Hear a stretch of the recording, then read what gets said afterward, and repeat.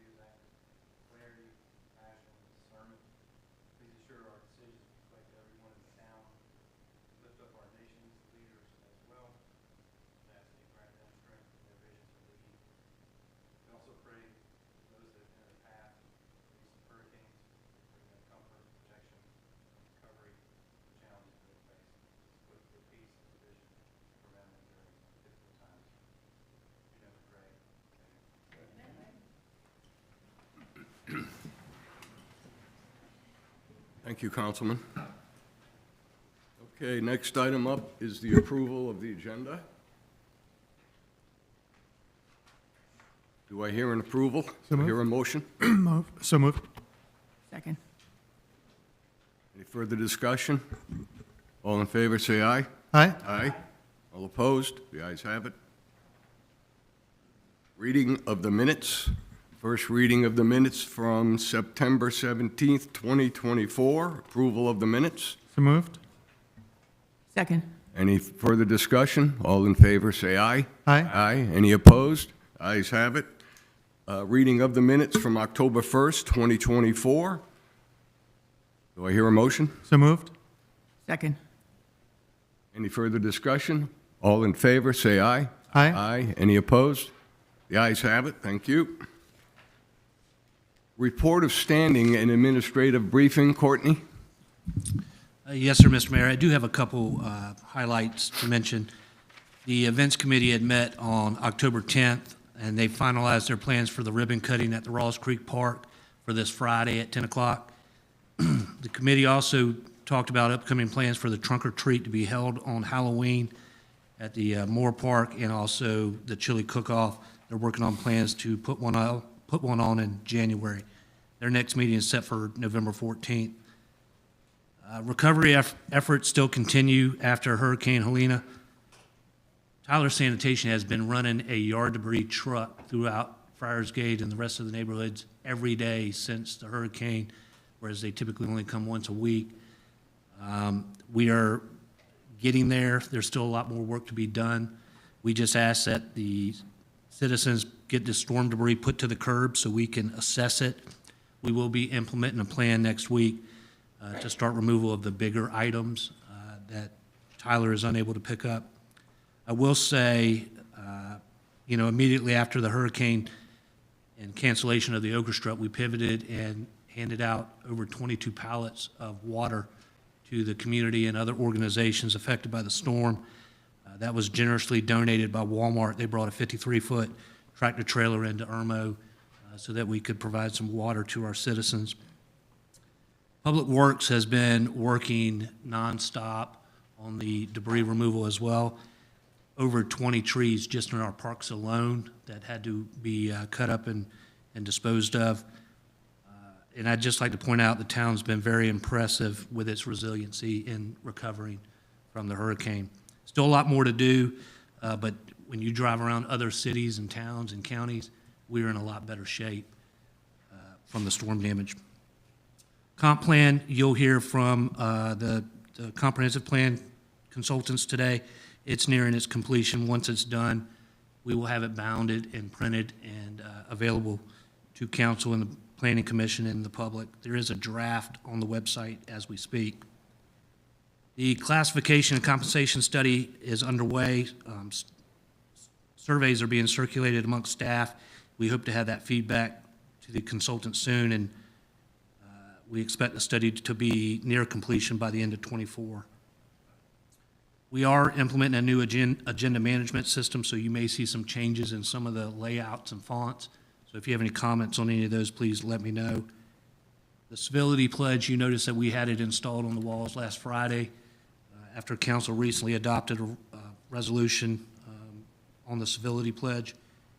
And then lastly, the auditors will be here in November to present their findings, and there is no workshop in November as that will occur on Election Day. Thank you, sir.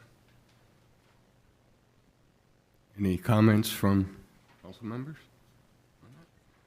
Okay. Thank you, Courtney. We've done yeoman's work in cleaning up the town with the debris in our Public Works Department. They never cease to surprise me. They're just amazing, amazing groups. Thank you, Whit.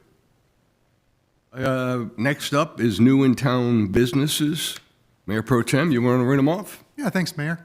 Violet Adams Counseling, Lice Lux Beauty, Corey Hardy, Peaceful Paws Healing LLC, Brandy Blake Designs, and MP Williams Massage Therapy. Welcome to the town. Welcome. Okay, if we'd all go down front, we're going to have a recognition of a long-time Irmo business.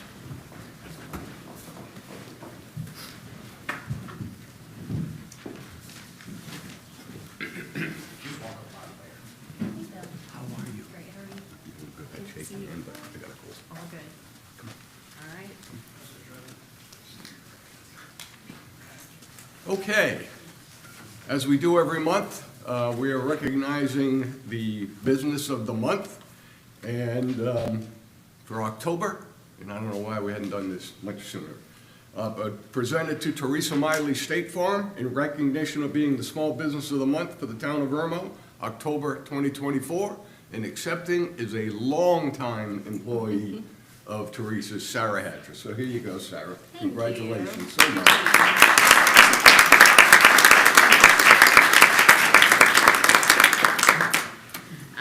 Just wanted to say, thank you so much from Teresa and our entire team. We're honored to accept this award from the town of Irmo and truly grateful for the recognition of being part of a wonderful community here in Irmo. Teresa's been in the Irmo community since 2005. Her commitment to the town goes beyond providing insurance. We have a Good Neighbor initiative where we go into the schools and recognize the hard work and dedication of our local educators who make such a positive impact on the lives of our children and community. Thanks again to the town of Irmo for this incredible honor, to everyone who has supported us along the way. We look forward to continuing to serve and giving back to this community. Thanks. Congratulations.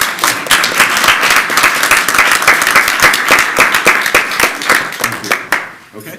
Hey, all right.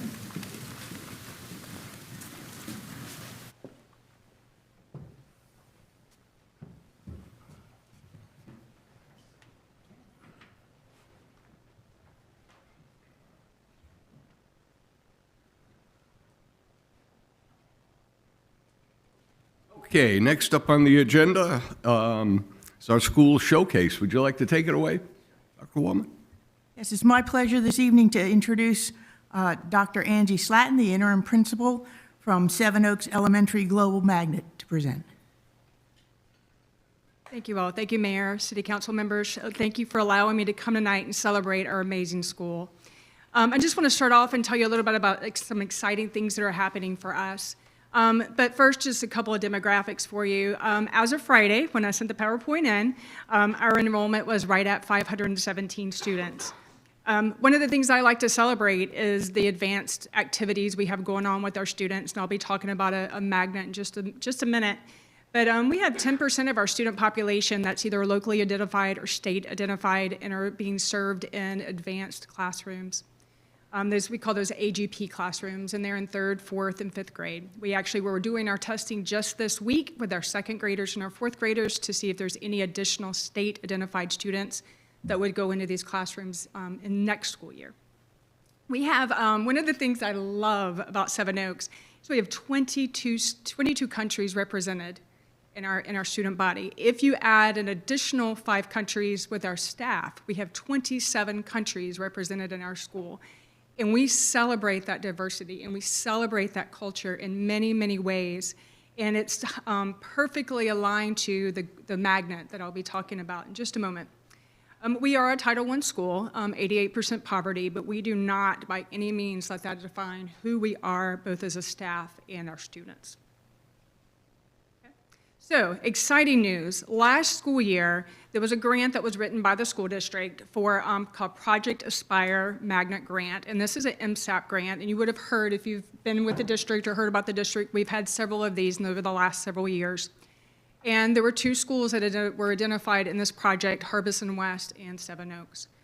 With Seven Oaks, our project is an IB, PYP, or Primary Year Program. And so if you're familiar with the IB program at Irmo High School, this is a feeder that can build into those expectations. The primary focus of this program is inquiry learning. So as we're continuing to grow our students academically, we'll be looking at how we can not only become global leaders, and remember global means local too, right? So we have the opportunity to celebrate the diversity in our student body, but also recognizing our responsibility to be civically responsible right here in our own community. So along with that, we have, there's several attributes to being a PYP candidate school that we'll be really rolling out in the next year, and we'll be working on this consistently even after the grant is finished. So we want to make sure that our students are inquiry thinking, they're the higher order thinking that comes along with being inquisitive as a student. We want them to be open-minded. We want them to be risk takers. We want them to be reflective and balanced learners. So all of these things will be embedded throughout the instruction that we're providing at Seven Oaks. And so we're really excited about this. The grant was given last year. We're really starting to implement things this year, and it will continue to roll out. So when you drive by Seven Oaks in the next few months or into the summer, you're going to see new signage. You're going to see new logos that are there on the screen for you already. We're working on updating some mascots that will be unveiled very soon. So lots of really, really exciting things happening right now with our students and staff, and specifically around this magnet. Okay. Other things that are happening that we want to celebrate. We were just named last week as a unified Special Olympics school, so we'll be starting to roll out what that looks like and how we can work with our students with disabilities and with our general education population to work together, both in sports but also through friendship and through activities throughout the day. And we're in the process of rebuilding our PTO and trying to organize our community partners. So if anyone's looking for a school that has 517 students with 22 countries represented, we would love to have you help out. We are looking for, with COVID, we lost the momentum of our PTO, and we're working to rebuild that this year. So lots of fun coming with that. We had our first PTO fundraiser at Handel's Ice Cream Shop just last week, and it was fantastic. We had lots of people that came, lots of fun, and the ice cream was fabulous. We are in the process of working both with Irmo High School and some nonprofits to build and grow our mentoring opportunity for our students. The goal being that we would have high school students from Irmo working with our students, and it's a win-win for both populations.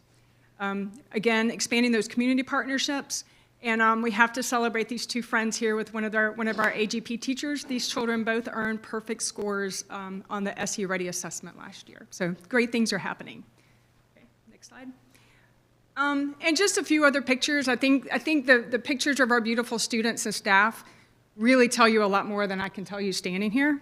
But some things that have been happening. We've got students who are already celebrating for perfect attendance throughout this month. We have just wrapped up Hispanic Heritage Celebration for the month. That ended on the 15th. And so you see some of our students that were celebrating their culture there at Seven Oaks. We've already had a grandparents' breakfast where we had over 200 grandparents join us. One drove all the way from, I believe it was Virginia Beach, to be there with us for breakfast that morning. We had a fantastic turnout at our curriculum night and our Meet the Teacher night. We had a support from Fireflies Games. They had all kind. They even brought a pinball machine, and that was the hit with the students. But families just stayed in the gym. We had pizza, and they just enjoyed each other as a community of Seven Oaks. We've already had opportunity to celebrate our staff through donations, where we've had snack packs, not snack packs, but a snack trolley that the staff were able to celebrate, and that was donated through a community partner. And I think you can just see in the highlights of this between the grandparents and the parents and the staff that it's just a happy place to be.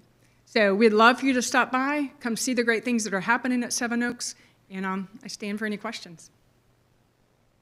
Yes, ma'am. I have a question. Yes, sir. How long have you been the interim? And when do we? About 60 days. Okay. So when do we get to take that tag off?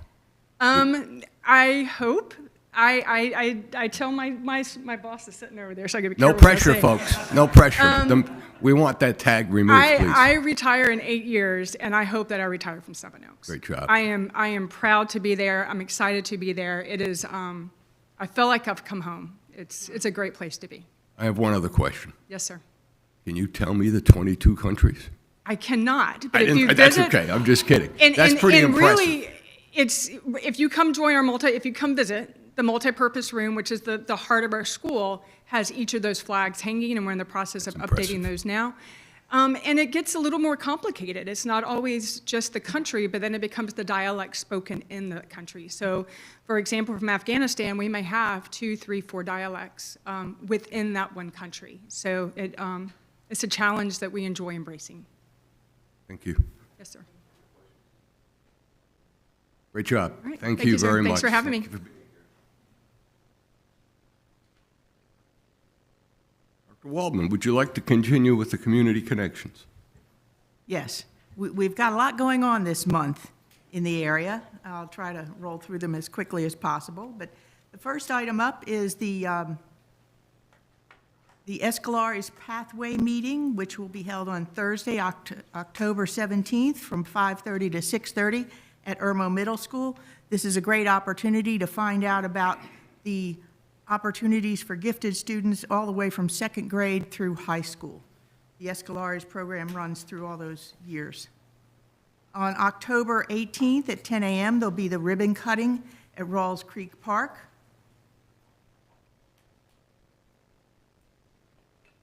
On October 19th, from 9 a.m. to noon, the Hush No More Domestic Violence Awareness Family Walk and Health Fair will take place at the Moore Park.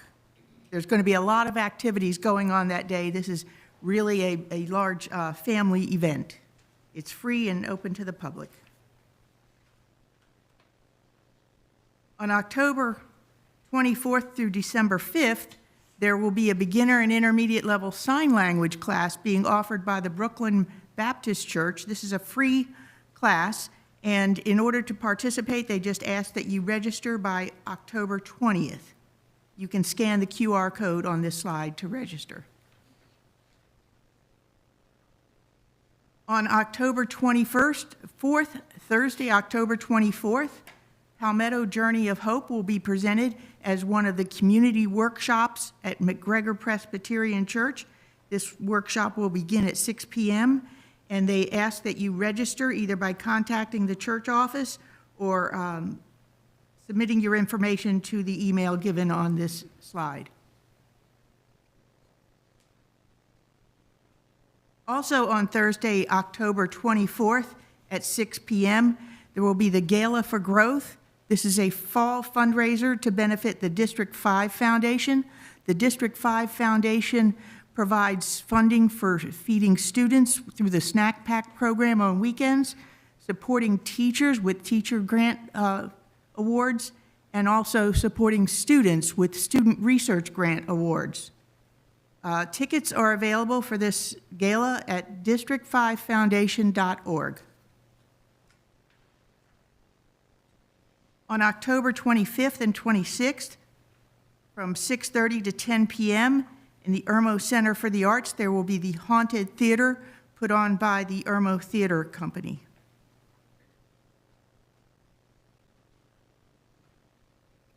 On October 31st, Halloween, there will be a trunk or treat event sponsored by the Irmo Events Committee in Moore Park. That will take place from 6 to 8 p.m. And in addition to that Halloween celebration, as you can see on this slide, there are numerous events coming up in the next couple of weeks.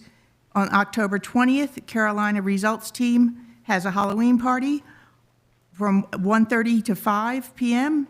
On October 25th, Crossroads Church, starting at 5:30. October 26th, Trick or Treat Trail at Lake Woodcross, starting at 2 p.m. River Springs Church at 5:30. Legacy Martial Arts Trunk or Treat at 5:30, and Jeepers Creepers Trunk or Treat in the Friars Gate Park from 3 to 6 p.m. that day. On October 27th, Monster Mash at Flight Adventure Park from 10 a.m. to noon. Steve Paget Honda's Trunk or Treat from 3 to 5. Ultimate Sports Martial Arts Academy from 4 to 9. And Union United Methodist Church will start at 4:30. And again, on October 31st, our town's event committee's Trunk or Treat at Moore Park. Sharing God's Love is asking for donations for Thanksgiving meals. This slide has a list of the items that they're looking to collect so that they can provide meals for Thanksgiving Day for families in need in the area. And finally, Toys for Tots has a drop-off location here at the Irmo Town Hall in front of the Town Hall building. So please, if you're so inclined, drop off new toys for Toys for Tots. And that's all we have going on. Well, that's a good thing.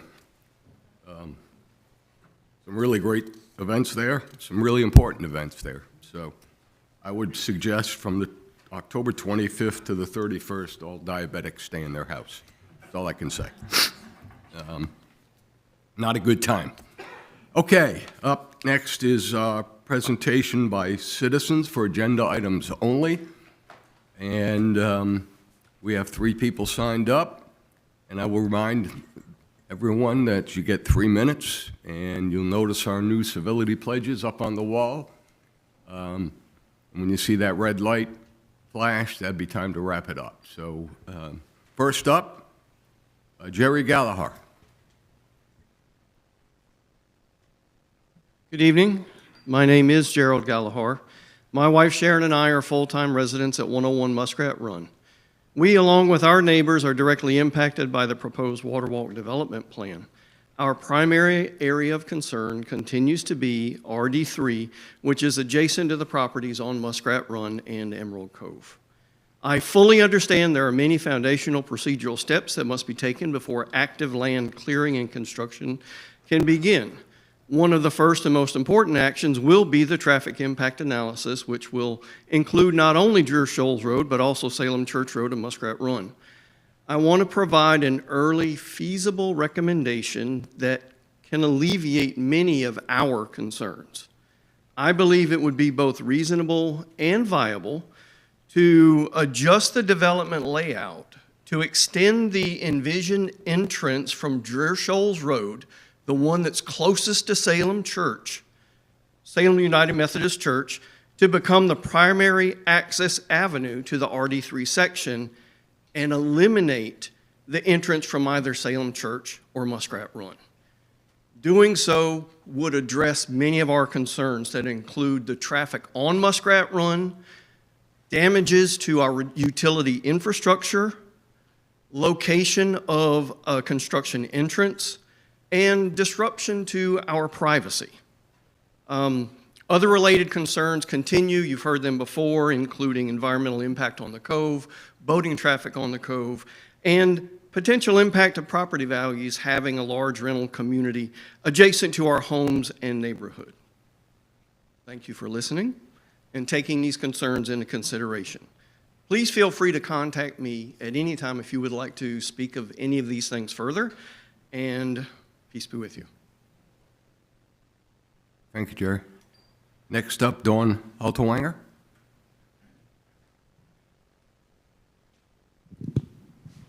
All right, I'm Dawn Haltwanger. I live at 23 Muskrat Run, and I want to address some of the responses from the developer to some of y'all's concerns. I'm talking about narrative P9. This is regarding the 25-foot buffer and a privacy fence on adjacent properties with single-family detached homes. Council members, I'm addressing the triangle-shaped lot on the corner of Salem Church and Muskrat, which runs down my entire property line. The 25-foot buffer and a 6-foot fence is still not acceptable for my property and this adjacent lot. This lot has a severe slope in it. You cannot place a privacy fence on a lot that slopes down from the road Muskrat Run. Anyone who turns down Muskrat Run can see through the woods that my house is downhill from that lot. You can see the slope from the side of the road. By giving me an extra 25-foot buffer will help push the lot to where it is flatter than the 25-foot buffer now. I can tell you that none of these developers has seen that lot or they would know the topography of it. It shows that this is clear that these developers are not really wanting to work with the existing residents when it comes to making decisions without putting their eyes on this area. If they had seen this area, they would also see the property damage I already have from stormwater runoff from that lot. I'm already anticipating that building on a slanted lot will require building up the area, which will cause further damage to my property. I do not care what the developers promise about controlling stormwater runoff. Downhill is still downhill, and gravity is still gravity. Council, I am pleading with you, please do not let them dismiss my request for a 50-foot buffer on a lot that has an skewed topography and placing a fence on a slant that will not protect my privacy or property. I'm also concerned with the widening of Muskrat Run because of my engineered septic system drain fields are 30 feet from the opposite side of the pavement of a rural, pretty much one-lane road. This system cost me $30,000 to build, and I cannot afford to have it repaired or replaced. I am asking to consider not widening the road where my property starts. Thank you. Thank you, Ms. Haltwanger. Next up, Steve Wise.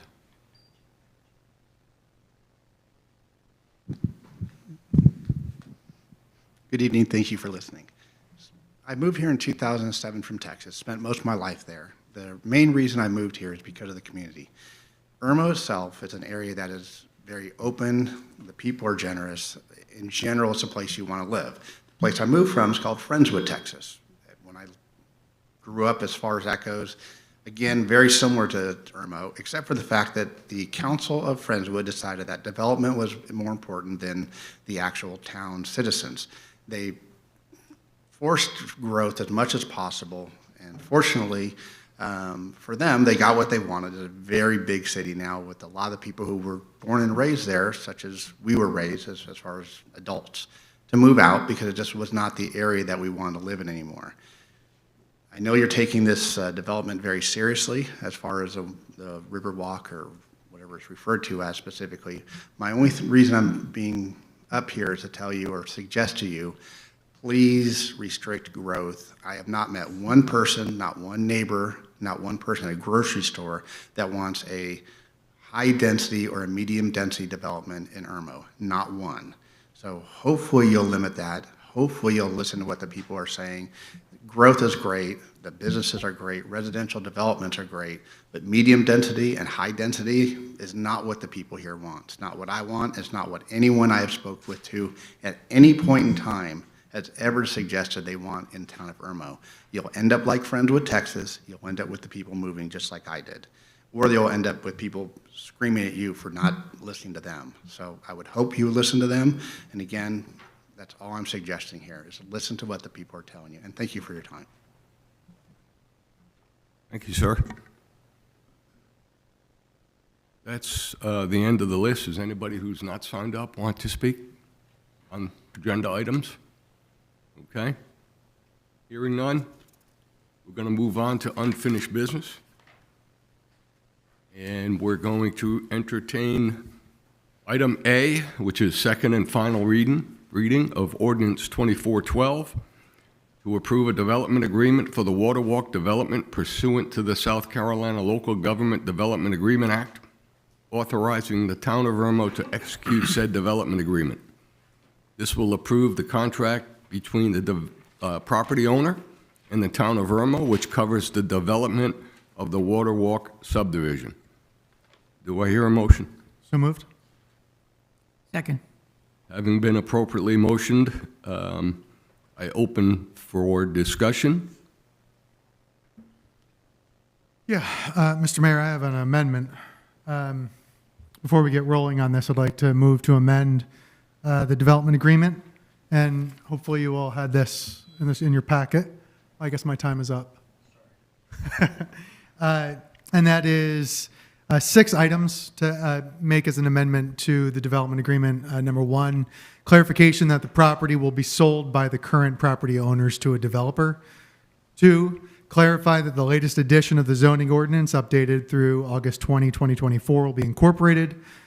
3, addition of a section describing the donation of land for a fire station.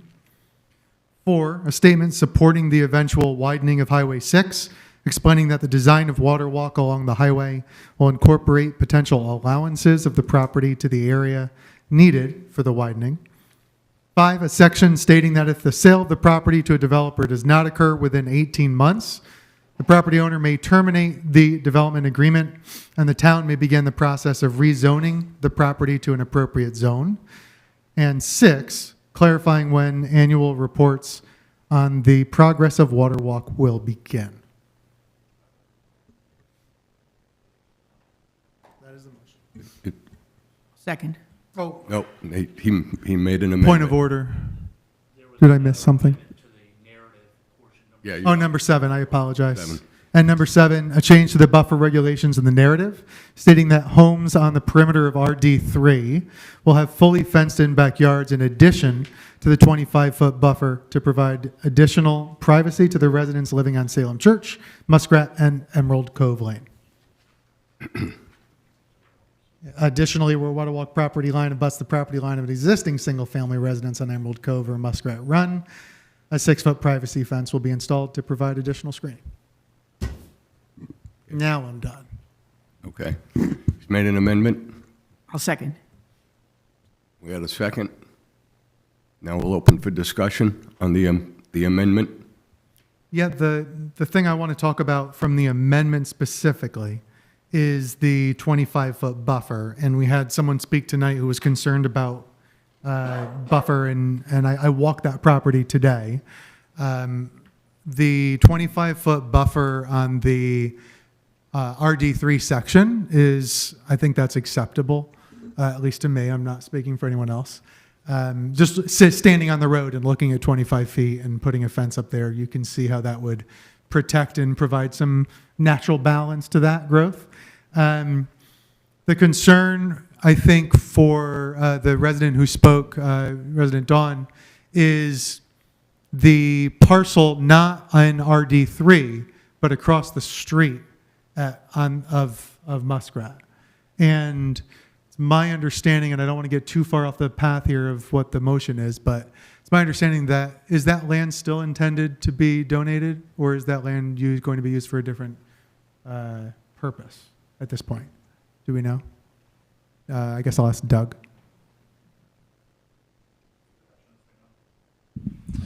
So the donation land has not been chosen yet. So right now, it's just part of Waterwalk. Okay. The only concern that I have is that that triangle does need additional. I don't know if we're going to get it in a development agreement, but that triangle on the other side of Muskrat has elevated views into her yard. And if someone were to utilize that land like all the way to all of the parcel lines, it would be problematic, in my opinion. But with working together, I don't see how that would be a problem. You know, when I was standing in that property, I could see where a natural curve of like a fence line would work, but it's just really not following the letter of the law, but also the spirit. That's important to me. I don't know of any other accommodations that we can make for them,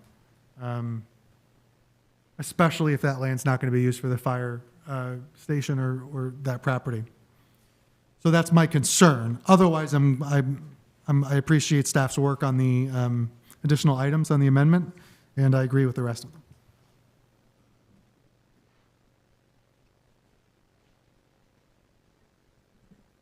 So do you want to amend your amendment? No. Okay.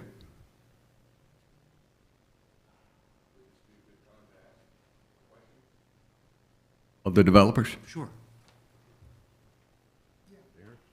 Yeah, I'd like to see if, so effectively, that polygon over there on the other side of Muskrat, the extra piece, what we're really talking about is 25 feet towards the associated connecting property, where the land starts to go down quite a bit. And if it's a fire station, sure, we can work with the chief and the engineers and say, hey, can you turn the lot here? Or can you cut the fence line here?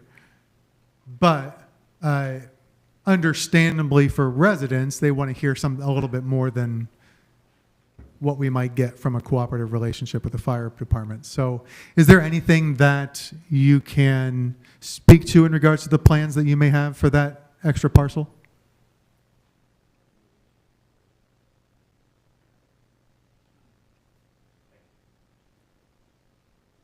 And we're talking about the triangular piece up Salem Church Road on the left, just as you pass Muskrat Run, right? And that's a potential site for a fire station. Right. Is that correct?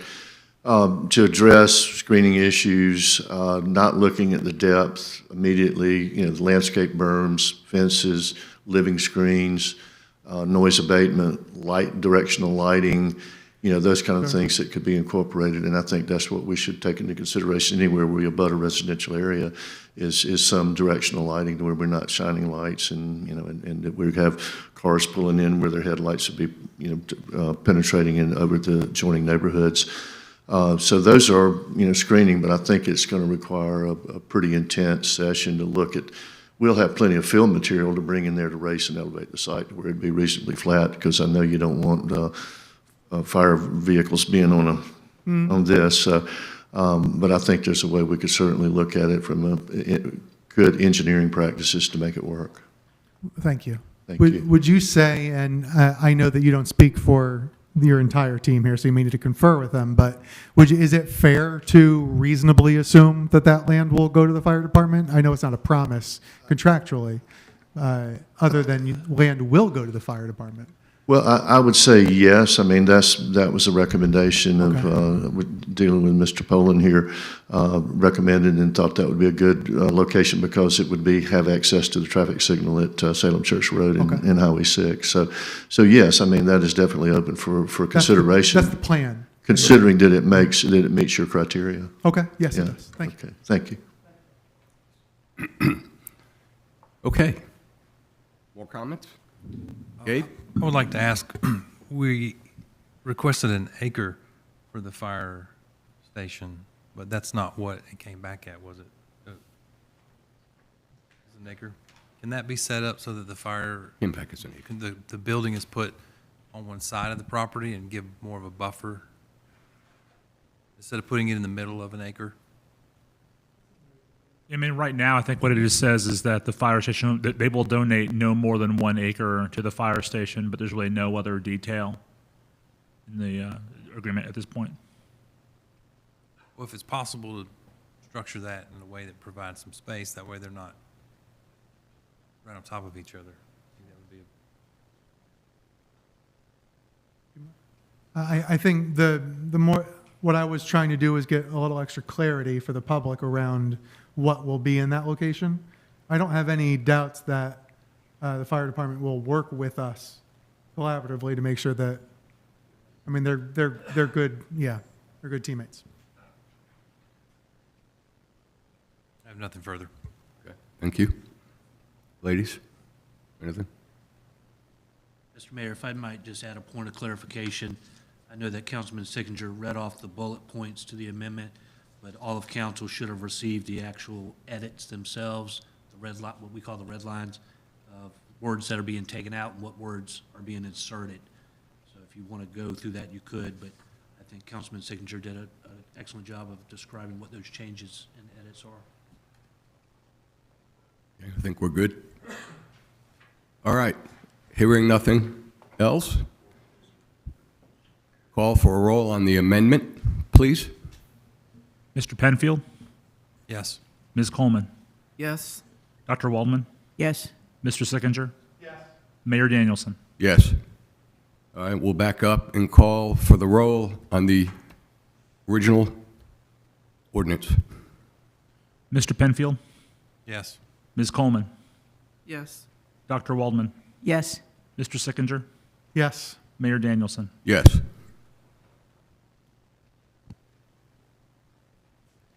Second, next item up, second and final reading of ordinance 2413 to rezone 11 properties totaling 65.12 acres of real property located at the intersection of Dreer Shoals Road, Salem Church Road, and Muskrat Run from general commercial, general residential, and fringe agriculture to mixed development.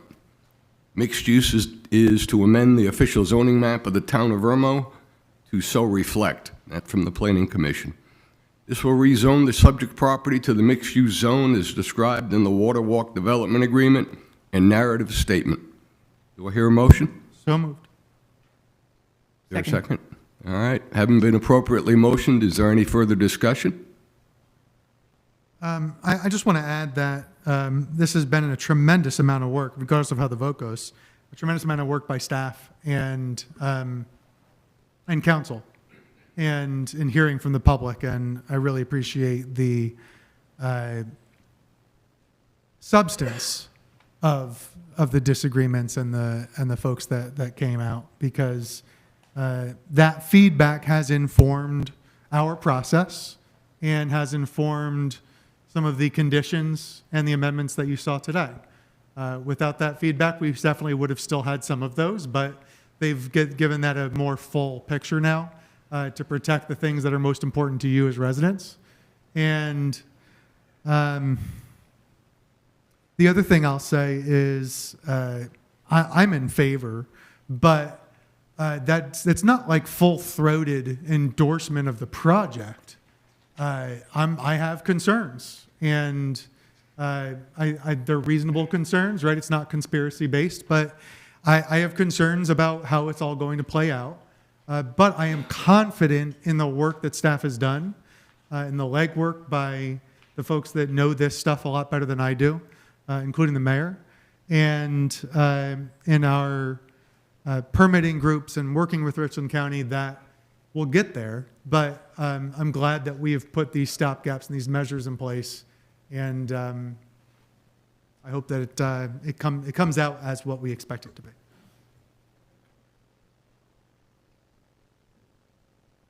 Any further comments? It's well said, Eric. There is, however this vote goes down, there is some, I think we have some angst. I live on this street. My neighbors are there. I hear from the same folks. I can't go in the grocery store. So we get it. We have to have a little bit faith in our town management. We have to have a little bit of faith in the folks who are developing the property and will develop, which is why we've tightened up the development agreement. And we're going to watch it very closely. And it's going to have to follow that process. And there's a lot of those processes to happen before anything happens. So we've buttoned up about as much as we can. But it's not to say that, that we're doing handstands up here, right? I mean, this is a difficult situation. It's a tough call, however we vote, but we're going to do what we think is best for the town individually and as a whole. So with that, any other comments? Hearing none, seeing none. Doug, Madam Secretary, I'm sorry. Mr. Secretary, would you call the roll? Mr. Penfield, Yes. Ms. Coleman, Yes. Dr. Waldman, Yes. Mr. Sickinger, Yes. Mayor Danielson. Yes. Moving on to new business. First reading of ordinance 2414, authorizing the sale of a portion of town property located at 7815 Broad River Road to Richland County in the amount of $85,100 for the U.S. Route 76 widening project. This will sell approximately .309 acres of land currently owned by the town of Irmo for the Broad River Road widening project. Do I hear a motion? So moved. Second. Okay, having been appropriately motioned, I open for discussion. Courtney, would you like to tell us what we've got and how much footage we're selling? Yes, sir, Mr. Mayor. We were approached by Richland County as part of their road widening project. They are going around and acquiring the right-of-ways that they need to widen that road from the existing 2 lanes to a 5-lane road. They want to purchase approximately 0.309 feet or acres of land. I think that comes up to, I think it's about 13,000 square feet is what they're trying to get from us. So it runs along the border of Broad River Road and Rural Tower right there. I think it's more than a fair price considering that property was donated to us about 2 years ago. Right, and I was going to mention that. You don't think I'm going to let that slip by, do you? Who pushed that donation? Never mind, we don't need to answer. We can go back to the records. But I do remember catching grief because we're going to have to pay for closing costs. I don't think the closing costs were $85,000, do you? No, I didn't think so. $2,000.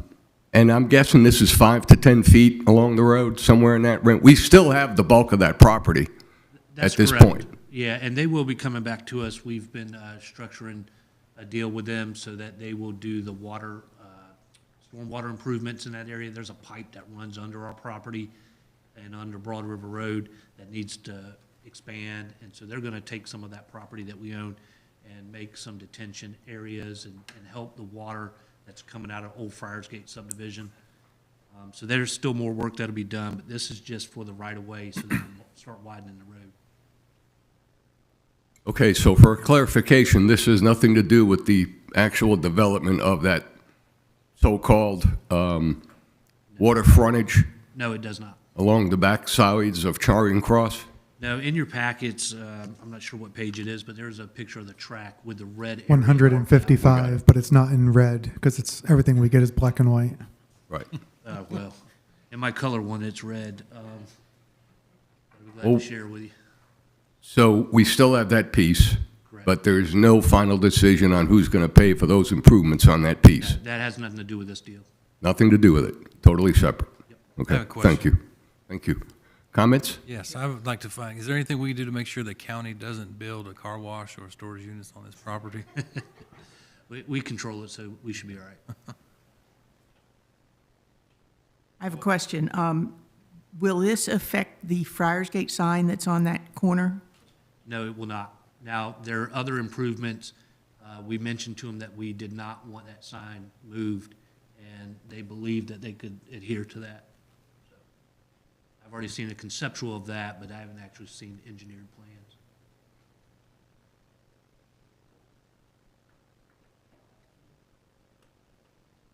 Yeah, the only thing I was wondering about whether or not I was allowed to talk about that we just got that land.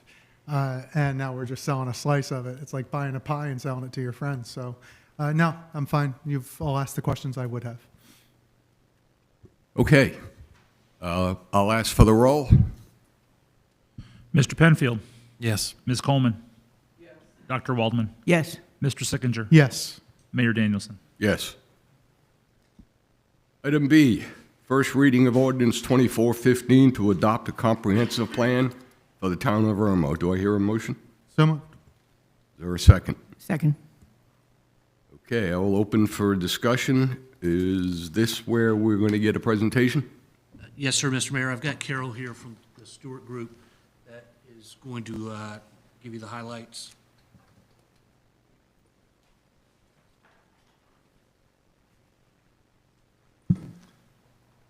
Thank you, Mr. Mayor, Council. I'm Carol Williamson with Stewart Engineering. I have Ryan Bland here also from Boudreaux. We were hired by the town back in September 2023 to help update the town's comprehensive plan.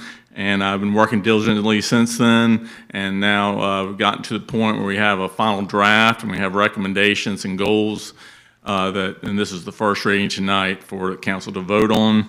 So what I'd like to do tonight, I know y'all have all had an opportunity to review it during this time, and I appreciate all your feedback so far. But what I'd like to do tonight is just kind of touch on some of the recommendations throughout the document, just kind of briefly give an overview of what we think are some of the highlights. But we certainly appreciate the opportunity to have a small role because Irmo is a growing, vibrant, just from hearing all the items that I've heard so far on the agenda tonight. There's a lot going on in the town, and so we're grateful to have had the opportunity to play this role. So I'm going to give you, So I'm just going to give you kind of a general overview of our process, touch on the vision and the elements that are part of the comprehensive plan, touch on some of the recommendations, and finally we'll have a discussion and then hit on the next steps. Like I said, we started back in September 2023. You can see everything that went on during that time. And so now here we are at the very end here at the point where council is reviewing the final goals and recommendations for adoption. None of what we were able to produce in this plan would have been possible without the valuable input of the steering committee. The steering committee met with staff or with the consultants 4 times, had lots of input from them.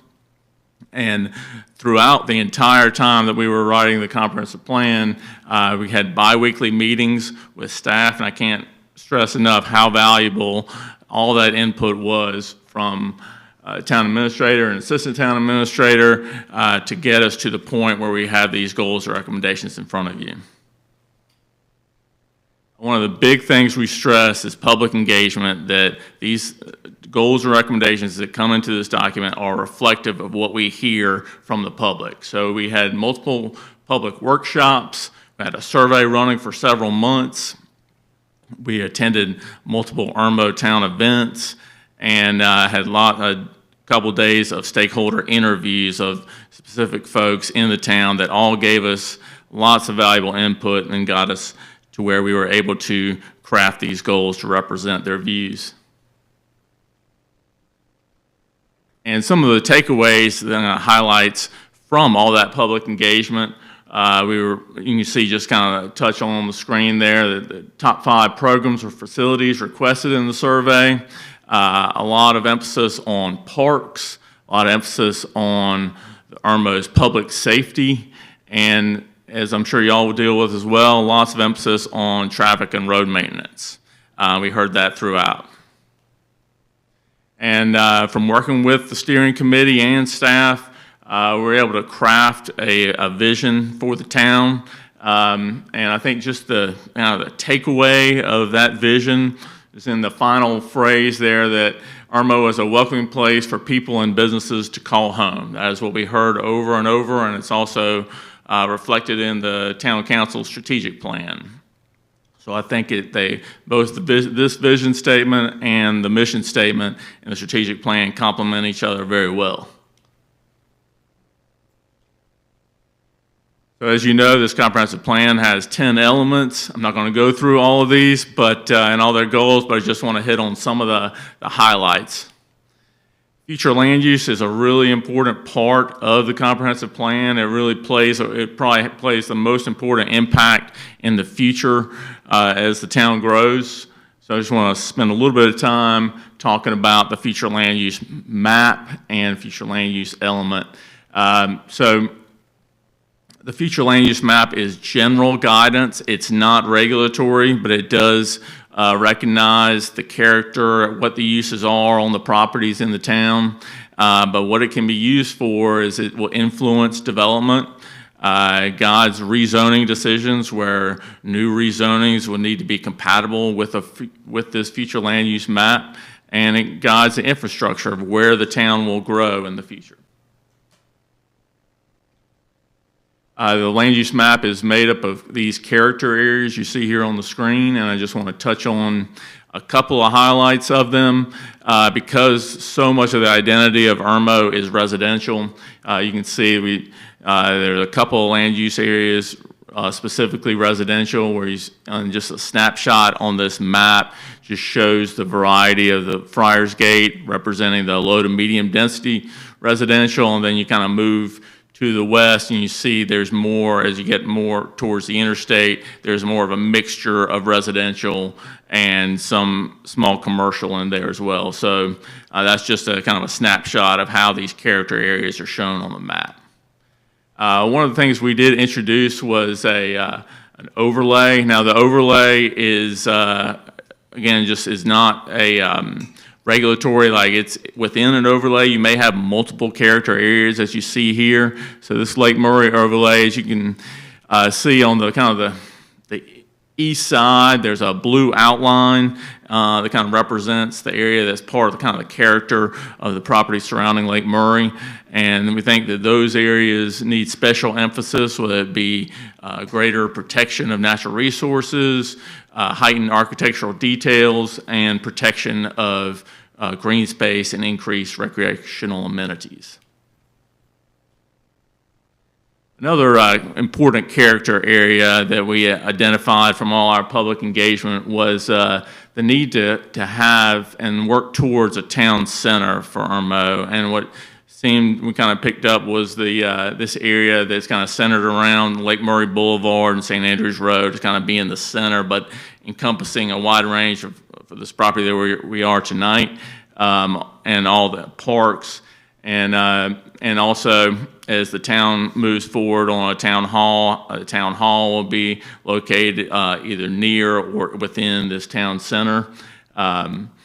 It will encourage mixed-use development with active frontages, which means it's more pedestrian-friendly. You would see more storefronts buildings built close to the road. And then, of course, recognizing that this is an area that is developed and there is existing residential in this area, and making a transition to those residential areas, particularly near the creek on the east side and is fronting Church Street.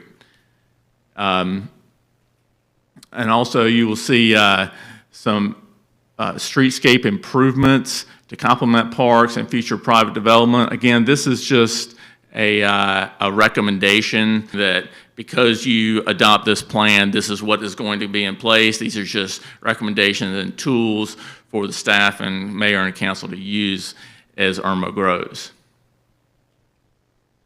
And then Irmo does have some aging shopping centers, and that came out in some of our public engagement. And the way to revitalize some of those properties is to look at adjustments to allow from different types of uses on that property, maybe some residential, and consider maybe addressing barriers to redevelopment in the zoning ordinance, like reducing the amount of parking that's required, and also having a facade improvements to improve the appearance of these properties. Kind of on the other end of the scale of high-density development is how important natural resources are to the town. And, I see standing up here, you got the Tree City USA flag behind you. Trees are a critical part of the town, and so these goals kind of represent the protection of trees and natural resources.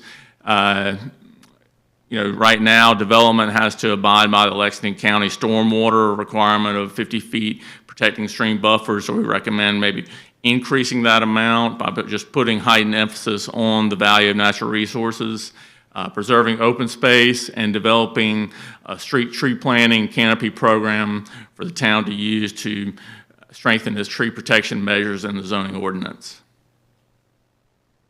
And then collaborating with Lexington County to preserve and develop greenways that connect surrounding parks like Saluda Shoals with all the town parks and incorporate a rail trail on the railroad bed between Bush River Road and St. Andrews Road. Lots of cultural resources going on in the town already, and so we just want to emphasize a couple of things that we heard was to place a special emphasis on the African American history of the town, continue to pursue relationships with the local museums, support local preservation and recognition of all the history of Irmo. And one of the things we heard kind of near the tail end of our public engagement was to find a way to kind of have a town history room either in the new town hall or existing town hall as kind of a small museum for the public to educate the public on Irmo's history. Housing is a big part of Irmo, and as you can see from this graph, 90% of Irmo's housing stock is single-family homes. However, when we did the survey, one of the things I just want to point out that I think was interesting and maybe a little bit unexpected was the high percentage that we heard of those who said that they would be interested in having a smaller yard that was near park or green space, 51%, and then also those who were interested in having a low-maintenance patio home or town home within walking distance of shops, parks, or schools was also a relatively high percentage. And that guided some of our recommendations in housing. So some of our recommendations are to allow zoning that provides for a mix of housing depending on the context, depending on where this would be permitted, require connectivity where appropriate for new subdivisions, diversity of housing design, property maintenance is as the age of the housing stock increases in Irmo. It's important to maintain those standards. I think the town has already moved forward with that by hiring a code inspection officer, but just emphasizing the importance of that. Partnering with local groups like Habitat for Humanity and identifying dilapidated structures. And then finally, the town has a rental registration program, but also looking to maybe expanding that to bring in some regulations for short-term rentals as those increase in the town.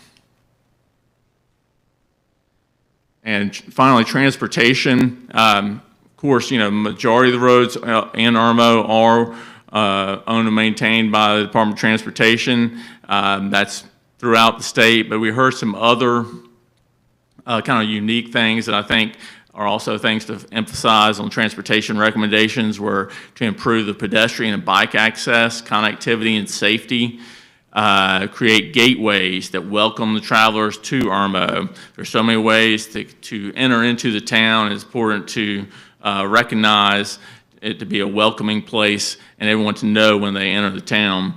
And finally, develop and implement a wayfinding signage plan to help navigate to public facilities off of the major corridors. I think that is something that's really badly needed, a way to point drivers to where the parks are, where the town facilities are, and I think it just improves appearance and really helps in navigating. Finally, we recently added, as you saw at the end, most recent draft of the comprehensive plan were some priorities, and we worked with staff to develop this list, and this is just kind of a snapshot of those priority investments, that this is just a tool for the town to use to identify the things that they're most interested in implementing, and so just capture that at the end of the document. So that's a very brief overview, touching on the recommendations, and but happy to answer any questions you have. Thank you. Next steps?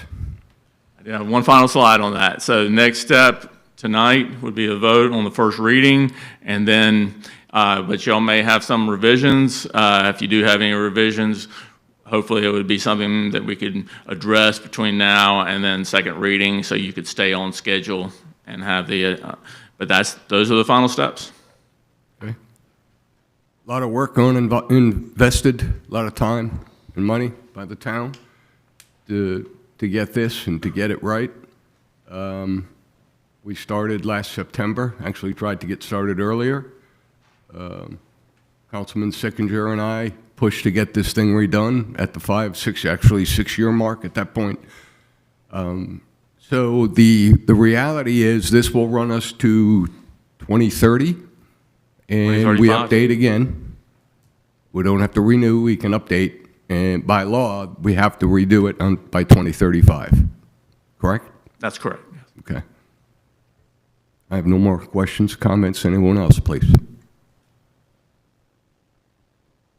Yeah, I don't have any questions. I mean, there were some things that stood out to me, but, and I encourage folks to read it. Those of you who are here tonight, I mean, it's not as fun as TV or like a movie or anything. Like this is not, this is, okay, for most of us, it's not, Doug. But, I mean, there is great stuff in here that I think speaks. Okay, here we go. Now I'm back in. The staff and the council care a ton about the future of this town. And when we have really important decisions, this comprehensive plan is that guiding document for council that not only is it informed by our opinions, but really those stakeholder and the engagement that we did with the community, which tells me that this is not our plan, but it's our plan. And this was expensive in terms of just cost, right? Time consuming, staff resource consuming. But what we have is a document that tells us things and makes recommendations and provides a foundation for the next 5 or 10 years worth of decisions. And that's the kind of thing that I really appreciate. But no, I don't have any questions, although I guess maybe just for Doug, I'm assuming that you probably have like drafts of a number of zoning changes that you'll be bringing to Planning Commission eventually. Is that fair to say? I currently have 26 zoning changes that I need to bring to y'all. All right, there it is. Thanks. Why? Why do we hire this guy? Just kidding, Doug. You're tremendous. Not looking forward to those. But they have to be done, right? Anybody else? Yeah, I would like to address, without a vision, the people perish. So this isn't like the town is going to begin consuming homes, neighborhoods, and businesses just at will. There's a process that involves coming into the town. There's a process that involves connecting with neighborhoods and gaining a consensus. And the third that I'm aware of is going to the polls.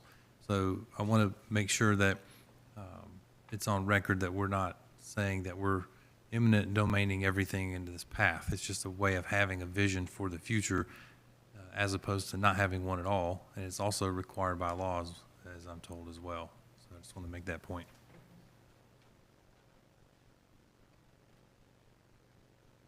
All right, hearing nothing. Any more comments? I'll call for the roll.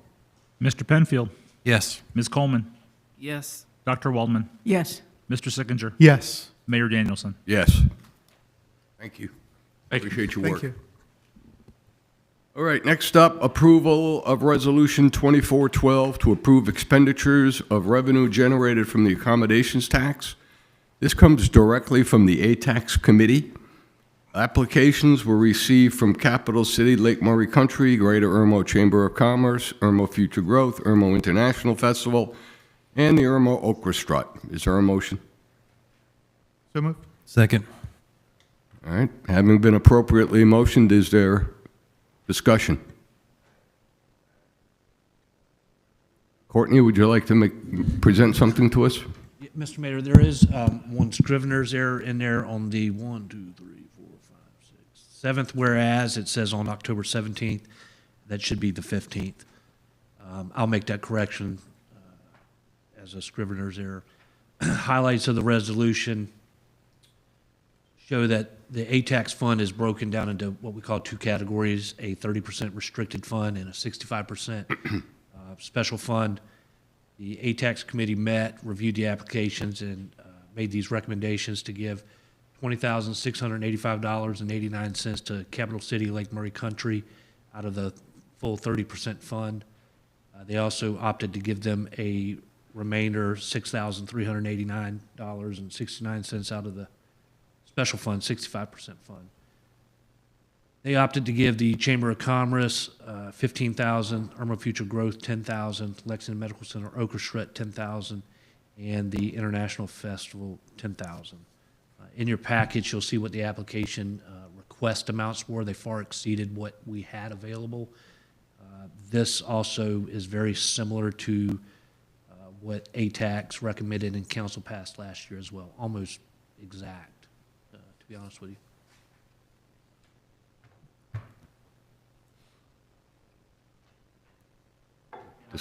I'm sorry, one last thing. I will add that we do anticipate another hotel coming online soon, and so these numbers will increase for next year's distribution.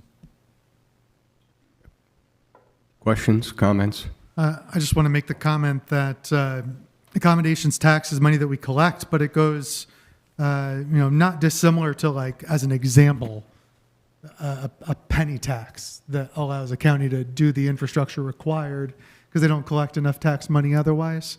So accommodations tax, we can't just spend it, right? It has to go through this process, and it has to be spent appropriately through the ATAX committee. So that's why we're here voting on this. And I don't see any significant, I haven't had a chance to talk with any of you about it, but I don't think there's any significant gaps from requested to received. So I'm generally in favor. Anything else? Oh, good. We have a tax committee, an ATAX committee put together, and leave them to independently do what they need to do, and unless they do something really rash, which we've had that done, but not with the ATAX committee, in my memory, where we've made some adjustments, but I don't know that we see any of that. So having no other comments, Doug, will you call the roll? Mr. Penfield. Yes. Ms. Coleman. Yes. Dr. Waldman. Yes. Mr. Sickinger. Yes. Mayor Danielson. Yes. Okay, item D, appointment of Lisa Hancock as the municipal clerk. Is there a motion? So move. Second. Having been appropriately motioned, is Lisa Hancock in the building? No, she's not, sir. Today's actually her last day at her, actually tomorrow's her last day at her current job. So she's doing an exit interview. Couldn't make it here tonight. Sorry. Okay. If she's appointed, will she be here for the next council meeting? Yes, I'm sure Doug's willing to give up his seat. And I think the only comment, did we motion? We did. The only question I have, Courtney, is this is why are we voting on this, and what's the role? What's the 2-second version of Well, the role? by of the clerk? ordinance and by law, the town council must appoint a municipal clerk. Obviously, we're a bigger organization and use that position to fill other roles, but as a municipal clerk, they call the roll, they keep the minutes, they keep the papers flowing amongst council ordinances that are passed, making sure they're getting signed, and that we're retaining those records. We have every municipal record from 1890 still in archives, and so that's the role of the municipal clerk, is to keep those papers flowing. Great, thank you. Any other comments? Hearing none, call for a roll, Doug? Mr. Penfield. Yes. Ms. Coleman. Yes. Dr. Waldman. Yes. Mr. Sickinger. Yes. Mayor Danielson. Yes. Approval of Resolution 2413 to authorize certain municipal officials to conduct banking business. This from the staff. Courtney, would you like to explain this to us? Yes, sir, Mr. Mayor. Since we lost our finance director and municipal clerk, and I've since hired Lisa Hancock to take on that role. We need to update our banking resolution, so I've added Lisa to it as well as Doug to it, so the people that can administer and authorize to conduct business, banking and financial business on behalf of the town will include myself, Doug Poland, Lisa Hancock, and the mayor. As most of y'all are aware, our banking institutions, we have set up for 2 signature checks, so not one individual can conduct any transaction without a second-party check. So we make sure that we keep that going by adding Lisa and having Doug. We always make sure we have 2 of us available to conduct business and financial business for the town. This is a technical formality, but in the event something goes haywire, it's not. Right? This is pretty important. That is correct. And the mayor likes to travel a lot, so. Yeah, from his house to town hall. That's where he travels from. So, any other comments? If not, we'll call for the roll. Mr. Penfield. Yes. Ms. Coleman. Yes. Dr. Waldman. Yes. Mr. Sickinger. Yes. Mayor Danielson. Yes. Okay, next up, approval of the South Carolina Parks, Recreation, and Tourism Grant Award Agreement in the amount of $500,000 towards the new town hall project is brought to us from the staff. Is there a motion? So moved. Second.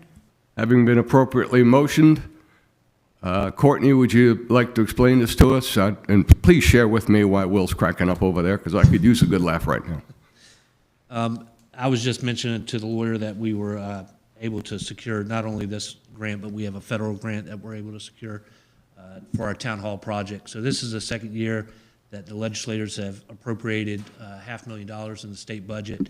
They're running it through the South Carolina Parks and Recreational and Tourism Grant Program.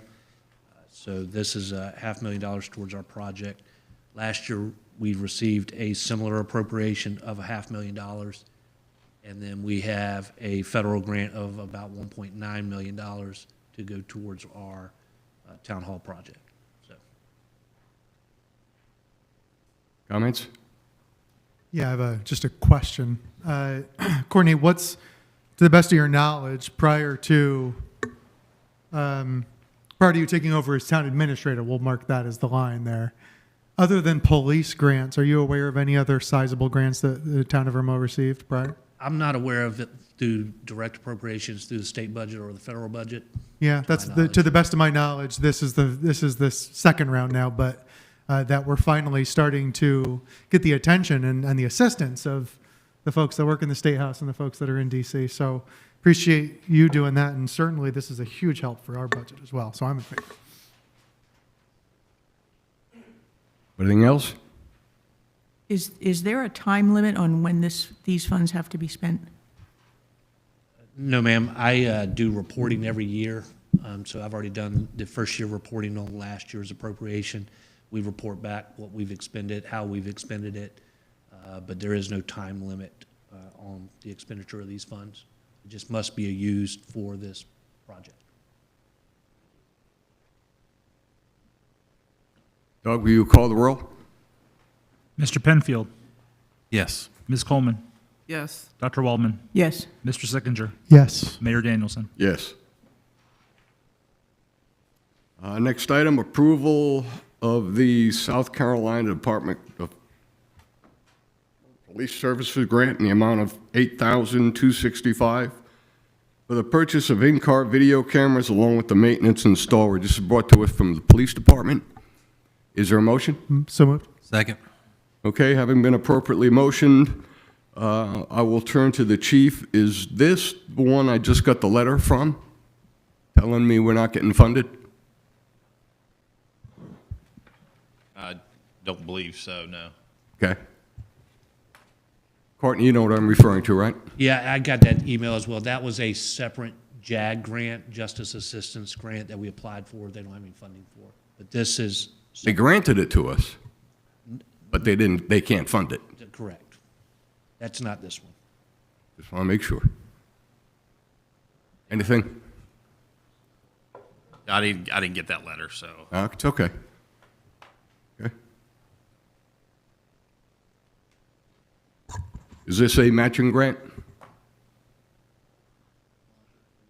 it's not a matching grant. This is basically what the Department of Public Safety, since it's state law that we have to have body cams, in-car cameras, this is what they could provide us to kind of offset some of the budget expenses. Every year it changes. It goes up every year, software, technology. So we budget for what we can, but with the changes, they divvy out that money throughout the state. Any other comments? Nothing except thank you to the police department and the staff for working on all these grants to help out the budget. Okay, with that, we'll call the roll. Doug? Mr. Penfield, Yes. Ms. Coleman, Yes. Dr. Waldman, Yes. Mr. Sickinger, Yes. Mayor Danielson. Yes. Okay, next item, approval of South Carolina Department of Public Safety grant in the amount of $14,580 for the purchase of body-worn cameras, along with the maintenance and storage, again, coming from the police department. Is there a motion? So moved. Second. Having been appropriately motioned, Chief, the same thing? Yes, sir, Mr. Mayor, same thing. And just to point out, the storage is something that, we have to keep up with as well, and that's part of what these grants are piling into as well.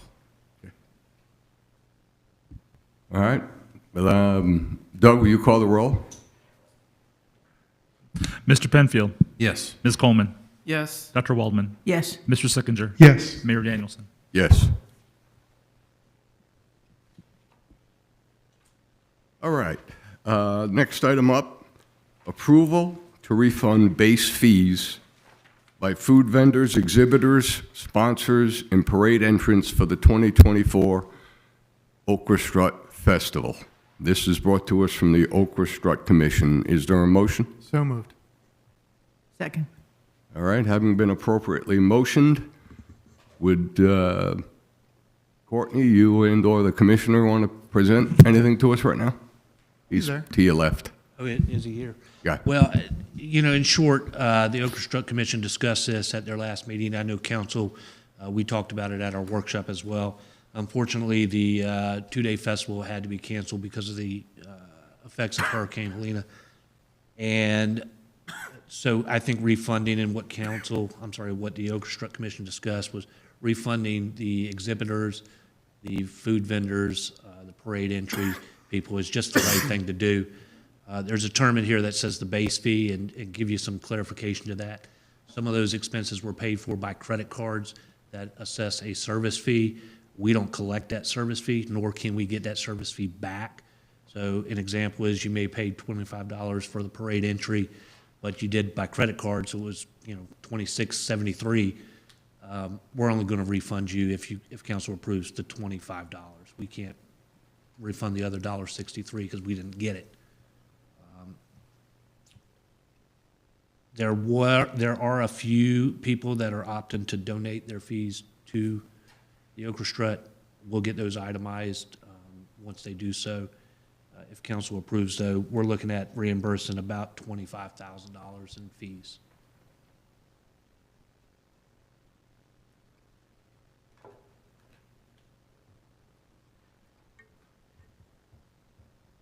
Thoughts, comments? The one thing that really stands out to me is how there's so much alignment in terms of the spirit of the people, of the volunteers of the Okra Strut and their voting members and the staff and council, which is, and I don't speak for anyone else, but just sure we could save 25 grand, but then spike the relationship that we have with all of the vendors and the people that come out and the exhibitors and sponsors. It's not worth it. The right thing is the right thing. And yeah, it's going to hurt, but I am really glad that when we discussed it at workshop and when I heard about how that vote went from the voting members that were non-vote but poll of those members, that we're all in agreement that, I'm sorry, at that point we were all in agreement. I know we haven't voted yet. Thank you. Gabriel? I would like to share my appreciation for those that donated their enrollment fee, and I would like to reinitiate the offer for others to do the same if they feel compelled to do so. That's it. Ladies, anything? You good? Yeah, there is a lot of depth to this. We are a small town, as much as we feel like we are a larger town. We still want to retain that small town atmosphere, right? We still want to be able to have relationships with people, and with vendors and exhibitors and sponsors and all the things that we need to do to make sure that people are basically as whole as we can make them for this debacle, right? Mother Nature played the role here and showed who was the queen, right? I mean, that was just the reality of it. We made the right call, both in canceling it, and we're making the right call here. You may disagree, but we made the right call. So it looks like Mr. Ward has something he wants to say. We'd love for him to tell us. He's got a little antsy going there. Mike, you good? Yeah, I'm good. I just, for the complete record, it's more like 50,000 instead of 25. So when the final report comes back, I didn't want y'all to be surprised. I really wasn't paying attention to the amount because I know you don't have it yet, right? I mean, I know it's a lot more than 25,000. But I will say also to Councilman Penfield's point, we've had 8 people respond so far to say they wanted to donate their fees. Most of them parade entrants, but they have very kind hearts anyways. Right. So. It's all good. Thank you. It's all good. I get it. Okay, so in the thought process of doing the right thing, as painful as it is, we'll call for the roll. Mr. Penfield, Yes. Ms. Coleman, Yes. Dr. Waldman, Yes. Mr. Sickinger, Yes. Mayor Danielson. Yes. Okay, next item up is presentation by citizens. Don't have anybody signed up. This could be on anything, open agenda, anything. It doesn't have to do with what is on the agenda. Is there anyone who has anything they'd like to say? Present to us. Okay, seeing none, hearing none. Any other discussion on our behalf? Is seeing none, hearing none. Executive session, the town may act on items discussed in the executive session after returning from the executive session. See no reason to go into executive session tonight, so I will call for a motion to adjourn. So moved? Second. All in favor, say aye. Aye. Any opposed? The ayes have it. Thank you, folks.